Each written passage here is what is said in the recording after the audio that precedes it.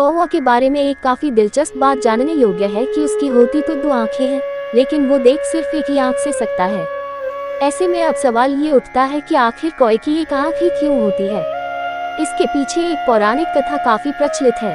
भगवान श्री राम ने एक बार क्रोध में आकर कौवे की एक आंख फोड़ दी थी, लेकिन क्यों?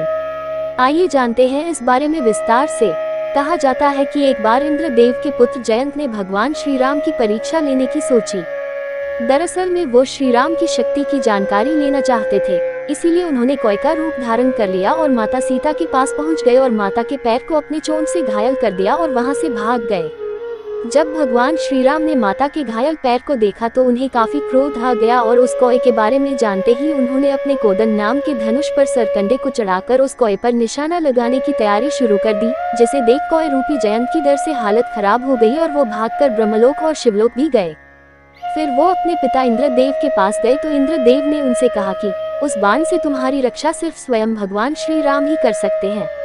इसके बाद वो भागते हुए भगवान श्री राम के चरणों में आकर गिर गए और अपने किए की माफी मांगने लगे। तब भगवान राम ने कहा कि वो इस बाण को वापस तो नहीं ले सकते हैं, लेकिन उससे कम आघात पहुंचा सकते हैं। ऐसे में श्री राम ने अपने उस बाण से कौवे के रूप में मौजूद जयंत की एक आंख फोड़ दी। उसी दिन से कौवे को एक आंख वाला माना जाने लगा। इसी कथा के अनुसार कौवे की एक आंख फोड़ने के बाद भगवान श्री राम ने उसे वरदान दिया कि पितरों को अर्पित किए जाने वाले भोजन में से एक हिस्सा तुम्हें मिलेगा। कहा जाता है कि तभी से पितृपक्ष के दिनों में कौवे को भोजन कराकर पितरों को प्रसन्न किया जाता है।